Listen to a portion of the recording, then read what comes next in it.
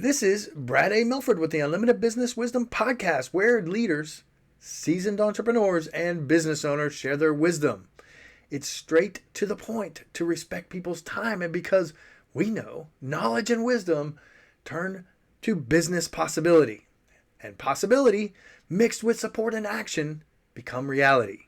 In this podcast, we discuss leadership, sales, marketing, operations, team development, quality, and finance to drive sustainable results and everlasting impact to make the world a better place. Thanks for joining us. Antonio, great to have you on the Unlimited Wisdom Podcast. Great to have you here. Hi, Brad. Thanks ever so much for the invitation. I'm a big fan, so I do appreciate you asking me over. I'll endeavor to make it interesting enough for your readers and listeners. I love it. Antonio, if you'd be so kind, would you be willing to share with the people watching and listening a little bit about who you are and what you do? Sure. So I'm Antonio Garrido. This probably isn't the accent you were expecting, but I'm the founder, with that name at any rate. So I'm the founder and author of My Daily Leadership. So My Daily Leadership is the book. It's also the leadership development program. We're a leadership development company. We work pretty exclusively with business leaders who, in the main, are doing pretty well, right? But also recognize that they're maybe not quite the finished article. They kind of realize that neither themselves or their people or their business are really playing to their full potential. That kind of shows up, I guess, in either a bonkers hectic work-life balance, right, which is completely out of balance, maybe stumbling from one crisis to the next, having maybe too high staff turnover perhaps, or more importantly, the bottom right-hand corner of the spreadsheet every month, which kind of displays the retained profit number isn't quite what they want it to be. So, and we don't let that happen. So I guess that's sort of who we are and who we work with. That's great. I love that. Very succinct, very clear.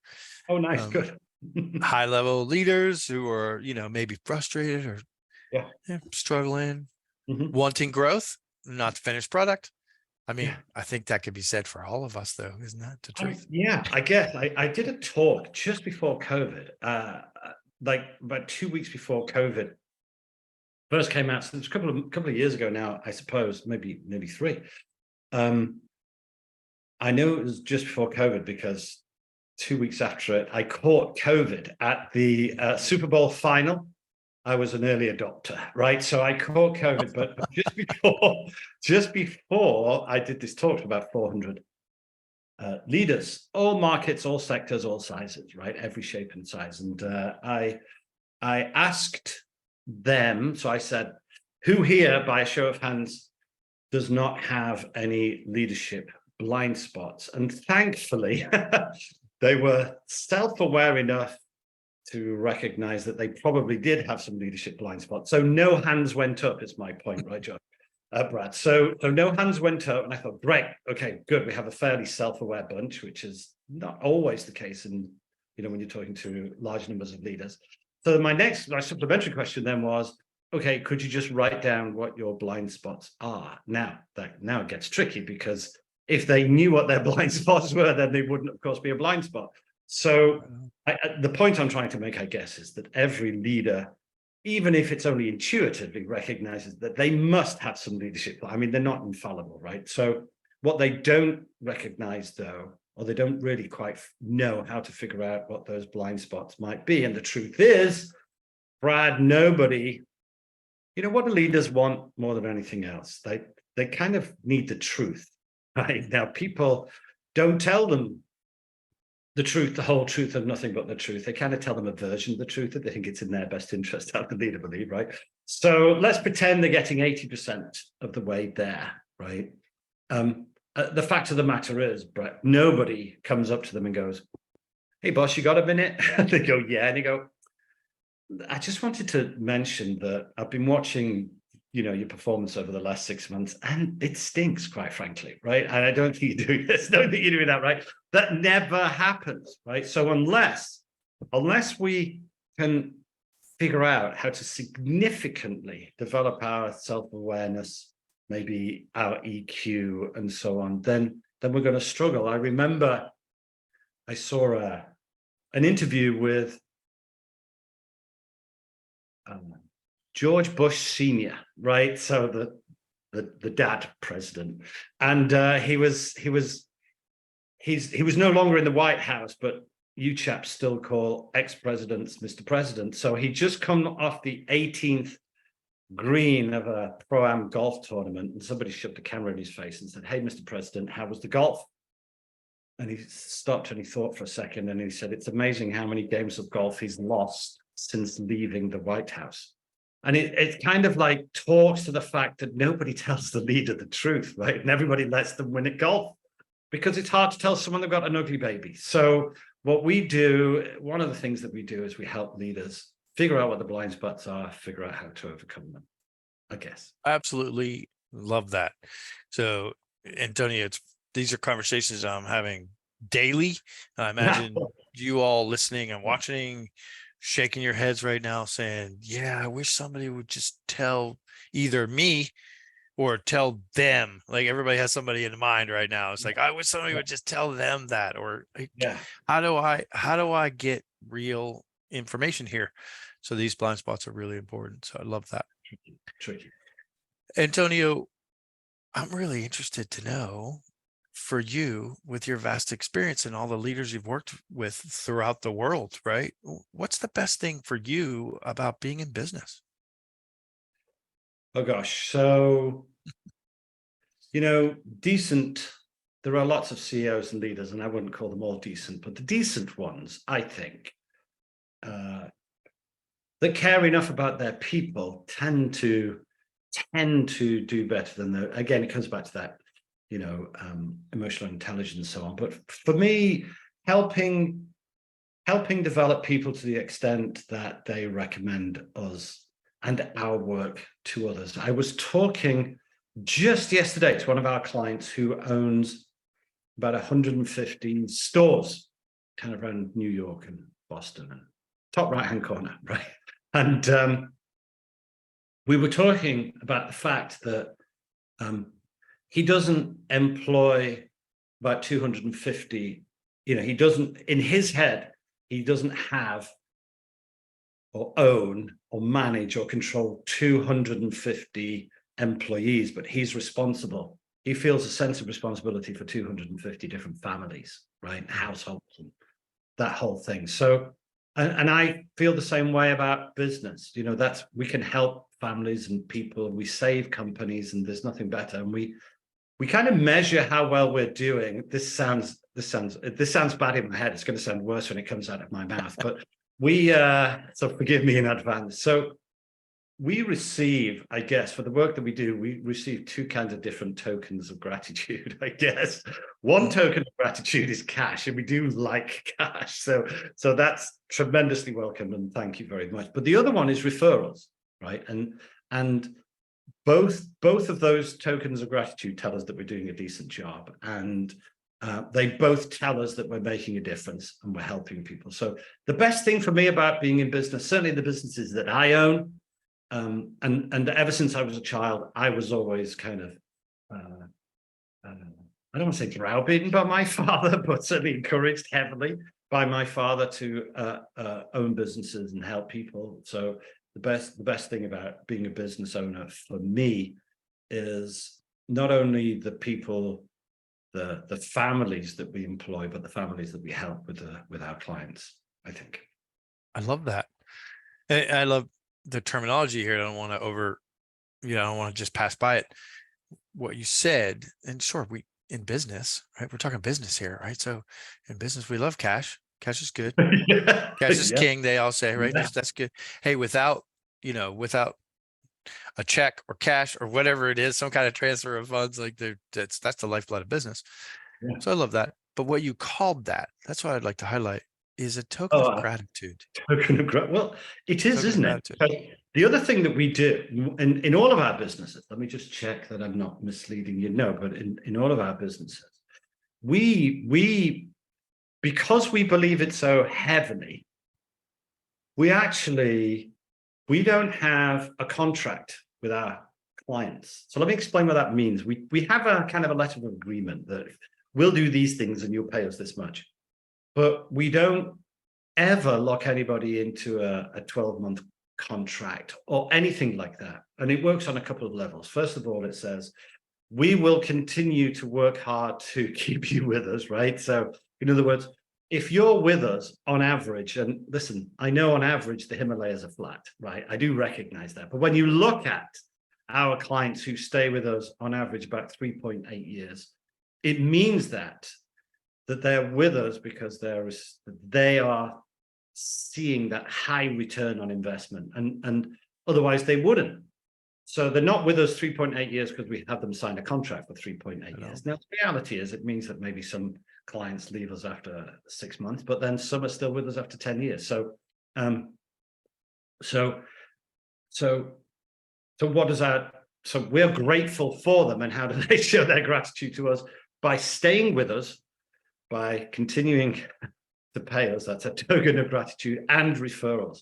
And we have a high number of referrals, and we measure one of our successes by the number of referrals that people give us. We might not close them all. That's a whole different thing. But if people feel well disposed enough towards us such that they're giving us referrals, then we figure that we're doing a reasonable bang-up job. And we work hard to make sure we get lots of those. I love that. Love that it was about families and not just about the individual. Love that it's token of gratitudes. It's not just about the cash and the transactions and whatnot, and the referrals too. Love that. And the contract, I just want to celebrate you on that, and just want to just zip and bypass it, because there are very few people that I've connected with that do that. I too do that. So I'm with you in that. We want to work with people that want to work with us. And that's a different kind of thought process. So I love that. Everybody listening and watching, that will change the way you do business if you change that. 100%. And I think that it speaks to, if you have a mindset of abundance or scarcity, right? And I think that abundance begets abundance, gratitude gets gratitude, and begets gratitude, and good things beget good things, and you help enough people out, expect little in return, and you'll be amazed how the universe, or whatever it is, whichever God you subscribe to, kind of makes those good things happen. Big believers in gratitude and abundance. Love that, Antonio. That's a perfect lead into the next question. Perfect. Abundance. We hear from other business owners, they're getting so much business sometimes that causes a little bit of some feelings of overwhelm or stress when they get too much business. Would you be willing to share your thoughts on that topic from your experience? Yeah. So I once worked for an organization, big, huge organization. I think at the time I was the sales and marketing director, or I may have just become the managing director, or CEO, as you would possibly describe it, of effectively a Fortune 60 company. Very large organization, billions in revenue and thousands of people.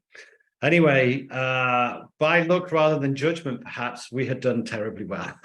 And when I took my position, I think we're about 40% behind in our targets, and scroll forward a year, we're now 40% ahead on our targets. And so I was skipping towards the group chairman's office for my annual review, like dancing on air, thinking this, I was already in my head, right, Brad, spending the bonuses and the commissions. And I was thinking house in, cabin in Aspen, speedboat. I was like Fred Astaire dancing down the corridor. And I sat in front of him, and he said, so how do you think the year's gone? And I said, well, I think it's gone pretty well. We did this, we did this, and we did this, we did that. And I could see in his face that this was landing a little flat, right? I could see that he wasn't sharing my sentiments whatsoever. And I was increasingly running out of steam as I was trying to find exactly the right kind of magic form of words to impress upon him how terribly well we were doing, right? And then I ran out of steam, and I said, so how do you see it, Andy? And Andy said, I don't see it that way at all. I said, okay, he said, look, let me just say this. He said, a business that's 40% ahead of its targets is as out of control as a business that's 40% behind its targets. That was his opening salvo. And I thought, oh, crikey, this isn't going to go nearly quite so well as I had imagined. And he said, let's look at overtime. Let's look at lost time accidents. Let's look at on time in full. Let's look at costs. Let's look at overheads. Let's look at production price per piece. We were a manufacturing organization. Nearly every single KPI had gone south, right? And the reality is overwhelm, over performance causes chaos. You know, he said, you think you're doing terribly well, but look behind you, there is a wake of death and destruction. And he said, the ends do not justify the means. Style is as important as the results. In fact, it's more important. Now, I remember at the time I was saying to my coach, because obviously we're coaches, but I've had a coach forever. And I was bemoaning the fact that I was constantly fighting fires. You know, in the 𝐈𝐝𝐞𝐬𝐢𝐻 matrix, in terms of busy, high importance, high, right, and all of that stuff. I was constantly in high urgency, high importance, constantly fighting fires every day of the week. Like everyone's like crazy busy. We were kind of like, have you ever seen 7-year-olds play football, soccer, footy, right? Where like the ball goes over there and 22 kids swarm over to the ball, and the ball goes over there and 22 kids swarm over there. And we were just like this from one crisis to the next, right? And I was running a multi-billion-dollar business like 7-year-olds playing football, right? Wow. And my coach said to me, you know these fires you keep fighting all the time? So I said, yeah. He said, will you do me an enormous favor? I said, yeah, coach, what? He said, just take a look in the mirror, will you? Because that's where the arsonist lives. And I'm like, Ricky, he's right. Okay, so if you are constantly behind the 8 ball, constantly, if you're running your business like 7-year-olds playing soccer, right? Who has to own that? You have to own that, because chaos causes overwhelm, work-life balance. Most of the leaders that we start to work with, they're at work wishing they were at home, and then when they get home, they're thinking about work. I mean, everything's wrong. And I would say to leaders as well, you know, because you've got to make time for your own mental health as well as your physical health and everything else. And, you know, they kind of sometimes get the physical health piece, but when you tell them what are they actually doing to get, you know, between the ears right, and they say, well, they've been moaning this to do and this to do. And I say, look, so I've got a client, I'll quickly tell you. So we have another client, super duper client, just today. Is there a video? Does everybody get the video, or is it just a conversation on this? Yeah, both. Well, there's some audio, but yeah, then I'll show the ones. We'll encourage them to go and look at the video. Yeah. Okay. So a client of ours just today. I hope you won't mind, but I don't think there's anything in there that you'll get. So on page 302, my book, right? It says, if you talking to leaders, if you can't find time for your wellness, one day you'll be forced to find time for your illness, right? And then kind of like figure that out. And he says, beautiful. I mean, it's very eloquent, a tiny little bit rough around the edges. And if you're watching, Steve, I hope this is okay with you. He says, pick your suck, right? Pick your suck, right? So if you can't find time for your wellness, you're going to have to find time for your illness, right? So as leaders, you're often making the trade-off between one difficult decision and another difficult decision. So kind of like pick your suck. Is it better to slow down a little, organize things a little bit better, structure things a little bit better, maybe in the short, slow down to speed up, right? Is it better to figure that stuff out, figure all your people out and all your processes and all of that kind of stuff? Because if you're constantly running like 7-year-olds playing soccer, then you've picked the wrong suck, right? Because that's horrible. That's a horrible life to live, right? And I've lived that life many times in businesses, but you have to own that. You have to own it. And again, it comes back to that self-awareness piece that we're maybe, talking about earlier and maybe again, but I think it's not long.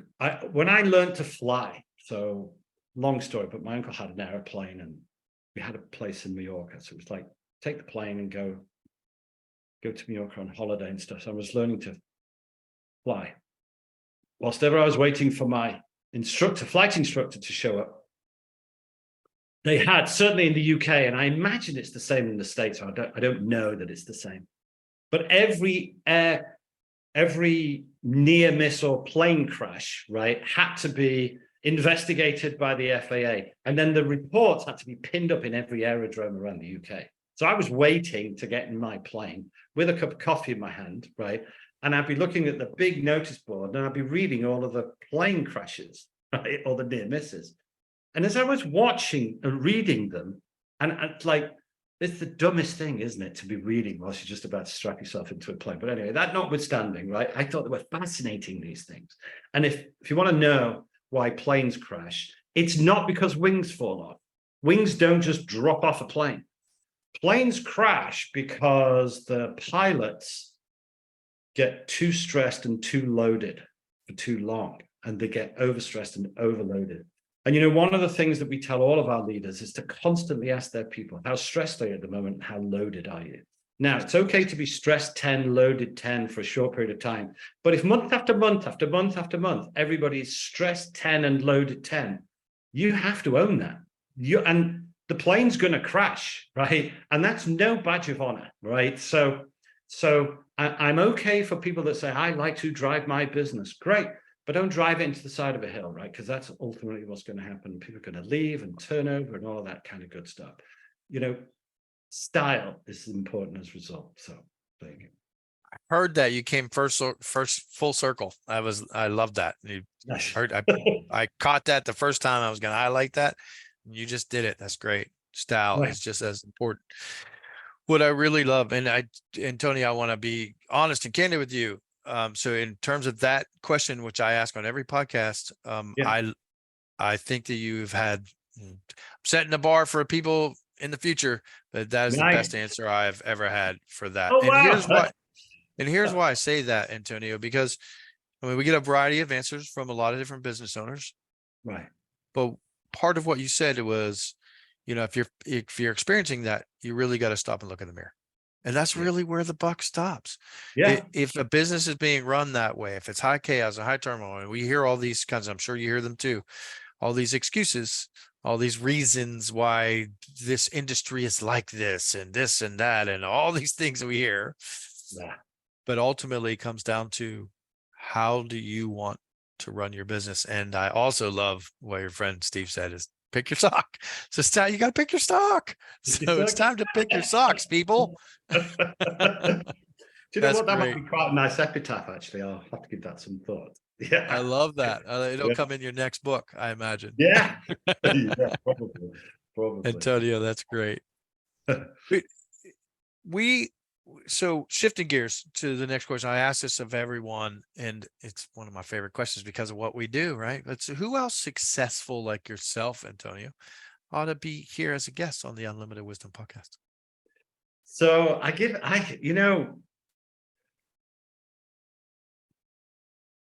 feel like, for example, Steve that we just talked about, right? Tremendous leader, tremendously self-aware, terrific leader. I don't actually know whether he would appreciate, you know, people knowing that he's on our. So I'm going to give you some different. I'm not going to give you any clients, right? I'm not going to give you people that give me tokens of appreciation, but I'm going to give you other business owners that I think would be, you know, interesting to your, you know, if you want people to be interested, you have to be interesting. And I think these guys are interesting. So I would say my partner in another business, I'm in France today, but I have another business in Miami. So my partner, who's also my brother, Carlos Garrido, he's a genius and co-owner of a company called Absolute Sales Development based in Miami. He would be a hoot. I think a mentee of mine. So, you know, if you're not mentoring somebody, if any leaders are listening and they're not mentoring anybody, why? Shame on you, right? think about how much faster you might have moved if you'd had a great mentor. But anyway, so a mentee of mine, a chap called Jason Kaywood. He owns a sales training company out of Utah. He's a splendid individual. And so out of respect for my clients, I won't mention those. But then I think Laurie Ames in New York, she's the publicist for my books, not only this book, but my previous books, other books. She's got a rather wacky take on the world. And so if you want a slightly oddball somebody to interview, I'd give Laurie a shout, but certainly Carlos and Jason would be, I would tune in for those guys because they're great. Love that. All of it. Yeah. What I love about that question is that's our chance to pay to forward to some other business owners and everything. So Nice. I love the descriptions of what they do as well. Yeah. Antonio, let's get to the crux of this, right? So you've already shared lots of value and a couple tips and tricks, but in your vast experience with all the things you've done, with all the leaders that you've worked with and people you've worked at throughout your life, mentees and mentoring and all of that. Yeah. What's one piece of advice that you would share with other business owners? What's really important to you on deck right now? So, super tiny, quick story. About 20 years ago, chairman, different guy that I worked for, genius guy that I worked for. He asked me on my first or second day in the organization, he said, "Hey, Antonio, do you journal?" And I said, "No." And he looked rather quizzical and asked me why. And I said, "Probably because I'm not a 16-year-old Victorian schoolgirl." And he then said, okay. He said, "Well, do me a favor and go and find the 10 most successful people you can in any field, entertainment, sport, anything, right? Business, the 10 most successful that you can, and just ask them whether or not they journal." And I got to 8, and 8 said that they did. And I thought, okay, there's something in this, right? So I then started journaling. Now, most of our clients, when we ask them to journal, they look similarly quizzical because they also feel that they're not 16-year-old Victorian schoolgirls, and they're like, "Well, I don't know what to write, and how long would I write? Where would I write? And can I type it?" And all of that usual good stuff. So, in that, wisdom comes from evaluated experience, right? You're a big fan of John Maxwell, I know, right? And that's kind of allied to some of his thinking in terms of wisdom comes from evaluated experience and not just time served. Our job as leaders, again, comes back to this self-awareness piece, is to constantly improve.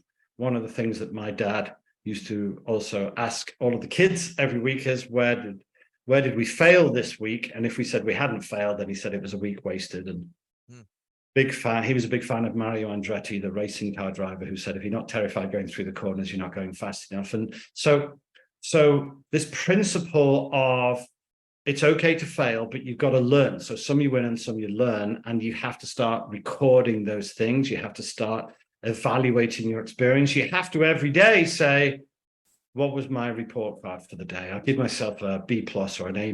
Where could I have done better? What could I have done differently, or said better, or done better, or email could have been done better, run a business. When I said this, I should have said that, or thought this instead of that. So start journaling, because this wisdom comes from evaluated experience. That means you've got to think about what you did and how you could have been better. That increases that self-awareness. That helps reduce those blind spots and all that kind of stuff. So if that's interesting, simple, not easy, but if that's interesting to you and you do care enough about developing yourself, your people, and your business, and future-proofing yourself, your people, and your business, pop along to all the W's, mydailyleadership.com. We've got lots of free business health checks there. We've got journaling templates, get access to the book.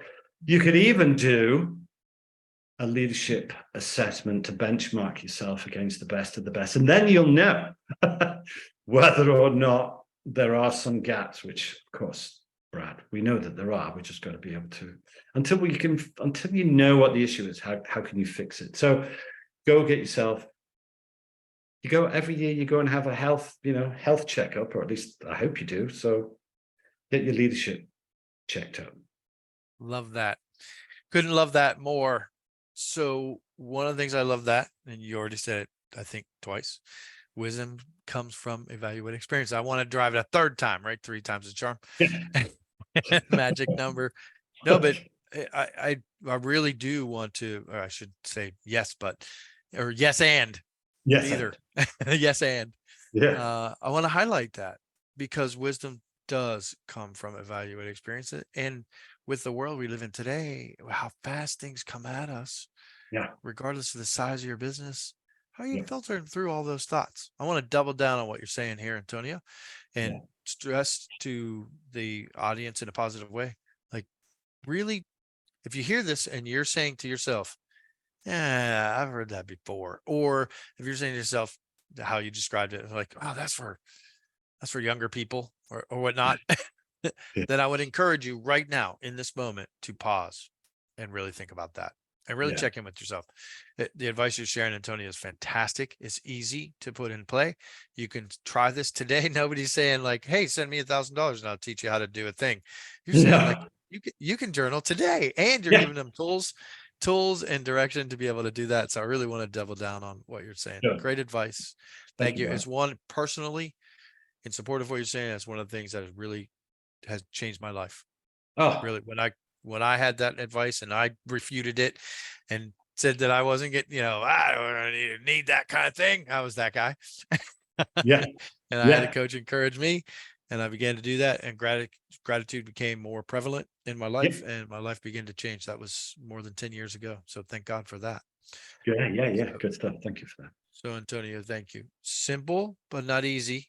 You also said that. I want to highlight that too. Like, it is a simple thing, but sometimes those simple things we overlook them. We don't do them. Yeah. So Antonio, what I'd like to do, I'm going to shift gears and ask another question here in a moment, but I really want to highlight the work that you're doing in a great way. In doing this and in focusing on leadership, what are some of the things that the people that you're serving, the people that you're helping, the people that you're impacting most, what are some of the big areas of focus that you're focusing on with them? I want to highlight so the people watching and listening can say, oh yeah, that's me, right? I need that. And what kind of campaigns are you working on right now in the market? Yeah, so I guess in its simplest form, we have a model for leadership. Now, you can go along to any Barnes and Noble, or do they still have those things? But any other bookstore where go to the leadership section. There's miles upon miles and page upon page of what's leadership all about, and we have quite a clear view of that. And we kind of boil it down to 5 real key competencies. And in each of these key competencies, there are subcategories, and of course, read the book and we'll explain all of that to you. But if for us, our model is nothing is achieved other than through people. So you have to really think about how you're developing your people. So people development is critical. These are in no particular order of priority, by the way, Brad. So people development, which is like, understanding motivation, communication, all the way through to coordination, cooperation, and ultimately collaboration. So how do you get people to collaborate? Masterful mentorship, talked about that slightly. How are you helping people reach their full potential? So we have this people development piece. Give yourself a score from 1 to 10, how well you're developing your people. Then we have company development, which includes boring things like processes and short, medium, long-term planning and all that kind of stuff. So out of 10, how well are you not just running your company, not just rinse and repeat, Groundhog Day. How well are you developing your company? So there's company development. Then there's self-development, this journaling that we just talked about. And there's how are you developing yourself? It's staggering. Honestly, Brad, you wouldn't believe it. I'll say to a leader, could you show me what it looks like your PDR, personal development reviews and stuff, and how well you do that? They go, oh yeah, terrific. I say, okay, great, show me. And we'll go to HR and they'll dig out personnel files of people where they've given them scores for this and scores for that. I say, terrific. Let me see yours. And then suddenly they're all shuffling their feet and all that kind of stuff because they don't exist. So how are you developing yourself? I abide, leaders who judge others by their actions and themselves by their intentions. I mean, it just makes me just go bananas. So self-development, then there's strategy development, right? Because your job is to future-proof yourself. The world is changing. You know, you look at the graphs that talk about how technology is changing, how quickly the pace of change. Well, same for your business. And so you don't want to end up kind of in the empty segment syndrome, right? So strategy development. You'll be amazed how poor people are at strategic planning, strategic developing, strategic execution. Mr. Maxwell again. There is nothing in this world as over planning is over, what's the word? It's like over rewarded, but doing is underdone, and that's under rewarded, right? We can all make a good plan, but how do you actually execute on the plan? That's where people fall down. And then the last piece is leadership development. Are you making more of yourself? The story, do you know David Ogilvy, who ran Ogilvy? Indeed. Okay, genius, man. When we all die and go to heaven, listen to this. Every time he employed a new leader or senior manager in the organization, he would, for their first day, right, when they kind of walked into their office and sat behind their desk, there would be, those Russian dolls that has a doll inside a doll. I love those. Talk about them all the time. Right. So he would walk in on their first day and he said, "You got a minute?" And they go, "Yeah." And he said, "You see these dolls?" And he would unstack them. Do you know the story? He would unstack them so they were all like lined up in front. And he said, "When I talk to leaders and I said, what's the significance of this? Some of them say, well, this is me. And I've got to, then there's that guy, then that guy, then that guy, then that guy." He said, "They don't last long in this organization. This is you, this little one. You've got to make a bigger one, make a bigger one, and make a bigger one, and make it. So you're not at the top making smaller ones. You're the smallest one. You've got to make bigger ones, right?" So this leadership development. So there's people development, company development, self-development, strategy development, and leadership development. If you think about those 5 things, almost to the exclusion of everything else, should be okay. I absolutely love what you just delivered there. And how I want to highlight that is I want to encourage everybody to actually go to your website, because I've been on the website. I've looked at the resources and the tools and the things that you're offering, and I want to encourage everybody to do that. That is fantastic. Thank you for that, because your illustrations, and you make that really easy to understand. Leadership can be complex. Like you said, there's rows and rows and rows of books. There's right. hundreds of thousands of leadership things. But how do we weed through all of that, right? Like, how do we get down to brass tacks? So Antonio, I think you did a fantastic job. Thank you very much for the actionable info. I'm going to shift gears one last time, and then we're going to wrap this up. So stick with us. Antonio, look, I'm sure you've shared this. I've gotten to know you a little bit here, and so has the audience, people listening and watching it. And so I would think, I don't like to make assumptions, but I would think you share the same thing, but we work to live, not live to work. Right. So I love asking everybody on the show, what's the most fun vacation you've ever had? So I've seen some stuff. I've been to some far-flung, terribly interesting and exotic places. One of my absolute favorite, it was a day on holiday, not the whole holiday. The whole holiday was tremendous, but it was a day. It was a day that started. So I was with my wife, a couple of the kids. We have 4 children. We just happened to be with 2 on this particular day. And we were in Vegas. I'll explain why in a minute. Let's just locate. We're in Vegas. We got up very, very early in the morning, and a limo picked us up, drove us to an airfield. We climbed into a helicopter. We flew around the Grand Canyon. We landed in the floor of the Grand Canyon. We had a champagne breakfast in the Grand Canyon. We then left there to go to a Celine Dion concert, which was pretty good, in our helicopter. And then on the way back to our suite, my wife won on her one and only ever spin of a roulette wheel. When she said, "How does this work?" I said, "Look, it's really easy. You just give that chap over there some money, right? Put it in front of him. Say, 'Give me some chips.' And then you just kind of like stack them all around." And I saw that she got a couple of $100. And I thought, crikey, I just didn't think that my wife would ever do such a thing. And she got a big pile of chips and she stuck them all on one number. And I was doing something else. And I turned around and I said, "Oh, no, darling, you have to kind of like," and the guy goes, "No more bets." I'm like, "Oh, crap. I better give us some more money." And the little ball went, boom, and it landed on her number, like thousands, right?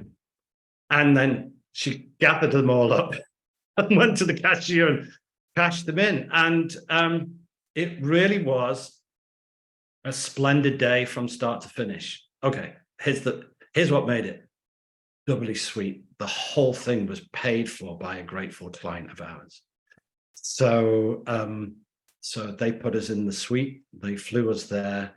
They really looked after us. That was another token of appreciation. And yeah, best time. It was a good day. It was a good day. What a fantastic story. I absolutely appreciate and love your story. Antonio, this podcast from start to finish has been fantastic. Look, if you're realizing that you happen to go in full circle now from the beginning, you happen to have maybe a blind spot or two, Yeah. or you realize that maybe you have some chance to grow in your leadership, then Antonio is your guy. Antonio, when somebody listens to this and watches this and they say, "Wow, that was fantastic. I'm really impressed, by that guy," and they do their research, what's the best way for them to reach out to you? Listen, seriously, and I've been saying this for years because I've been interviewed. Often it's just Antonio, Antonio, at My Daily Leadership, all one word, mydailyleadership.com. I promise you, I'll get back to you as soon as I can. Love that.